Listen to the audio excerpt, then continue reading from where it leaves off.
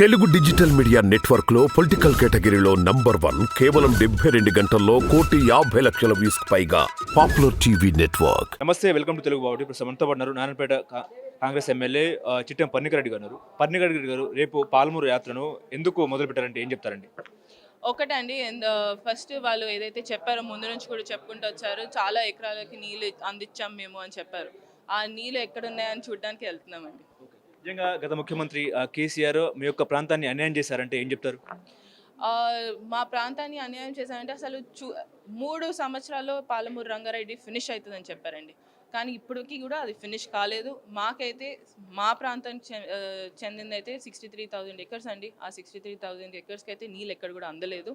ఏదైతే ముందు కూడా లాస్ట్ టైం వారు వచ్చినప్పుడు కూడా నేను ఇంతకుముందు చెప్పినప్పుడు 2018 కానివ్వండి, మొన్న ఎలక్షన్లో కానివ్వండి, మేము తప్పకుండా జయమ్మ చెరువుని నింపుతామని చెప్పారు. ఆ జయమ్మ చెరువు నిండడానికి ఇన్ని సంవత్సరాలు ఎందుకు పడుతుంది?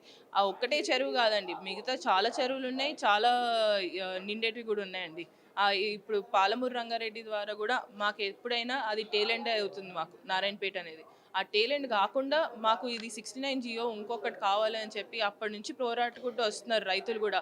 ఏదైతే లాస్ట్ మేము నిజం చెప్పాలంటే మా తాతగారు చిట్టెం నర్సిరెడ్డి గారి కళ ఉండింది. అది 2004లో రాజశేఖర రెడ్డి గారితో మాట్లాడి ఆ ప్రాజెక్ట్ కోసం మాట్లాడడం జరిగింది.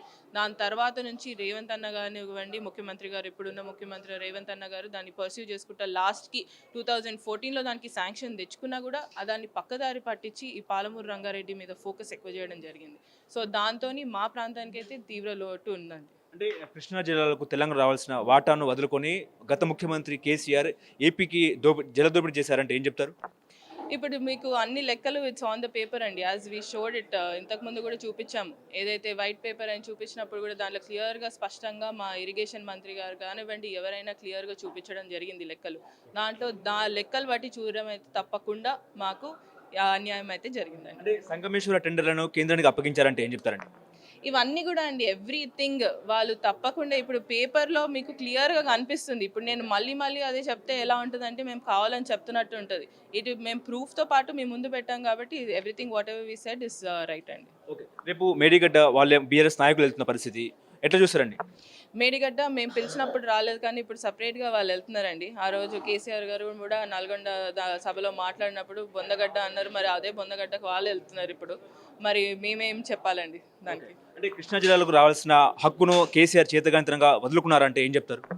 ఇప్పుడు కృష్ణ అండి, నేను ఒకటి అదైతే కరెక్ట్ అండి. ఇప్పుడు ప్రతి మీటింగ్లో మేము స్పష్టం చేయడం జరిగింది. అధికారులు వాళ్ళు రాసింది కూడా మేము అప్పచెప్తున్నామని ప్రతి మీటింగ్లో కూడా ఏదైనా నాగార్జున సాగర్ కానివ్వండి, శ్రీశైలం కానివ్వండి అవన్నీ రాసున్నాయి. ఇట్స్ రిటర్న్ ప్రూఫ్ అంటారు కదా, దాన్ని ఇప్పుడు మీరు తిప్పి చెప్పినా కూడా అది మారదండి. So everything whatever they showed, ఇప్పుడు దాన్ని చూస్తే అప్పచెప్పడానికి వాళ్ళు రెడీగా ఉండే, ఉట్టి ఇప్పుడు చెప్పుకోవడానికి మార్చడానికి మారుస్తున్నారు కానివ్వండి. ఇది అంటే కేసీఆర్ హయాంలో మీ ప్రాంతం నిజంగా ఎడారి అయిందా అంటే ఏం చెప్తారు? మా ప్రాంతం అయితే అయిందండి. మా ప్రాంతం ఇప్పటి వరకు కూడా ఎడారిగానే మిగిలిపోయింది. ఇప్పుడు మొన్న మా ఫౌండేషన్, మా జియో 69 నారాయణపేట కొడంగల్ ఎత్తిపోత ఫౌండేషన్ ద్వారానే మాకు నీళ్ళు రాబోతున్నాయి. మా ప్రాంతం సస్యశామం కాబోతుంది. ఇప్పుడు మీ ప్రభుత్వం ఉంది కాబట్టి ఎట్లా మీ ప్రాంతాన్ని ఎట్లా జనవనరులతో ఎట్లా నింపుతారంటే ఏం చెప్తారు? తప్పకుండా అదే ప్రయత్నంలో ఉన్నామండి. ఇప్పటికే నారాయణపేట కొడంగల్ ఎత్తిపోత పథకం ద్వారా 1,00,000 ఎకరాలని చెప్పాము, అది కూడా పెంచాము, 1,30,000 ఎకరాలకు పెంచాము. అదేవిధంగా ఇప్పుడు ఏదైతే ఈ పాలమూరు రంగారెడ్డి స్టేటస్ ఎక్కడి వరకు ఉందో కూడా చూసి ఆ కర్వెనా ప్రాజెక్ట్ నిండితే మా మిగతా మండలాలు 1-2 కోయిల్కొండ కానివ్వండి, మరికెల్ దానివాడ కొంచెం వరకు ఆ ఏరియా కూడా సస్యశ్యామలం కాబోతుంది. సో తప్పకుండా మా ప్రయత్నం ఆ ప్రాంతానికి సాగునీరు అందించాలి, తాగునీరు అందించాలి.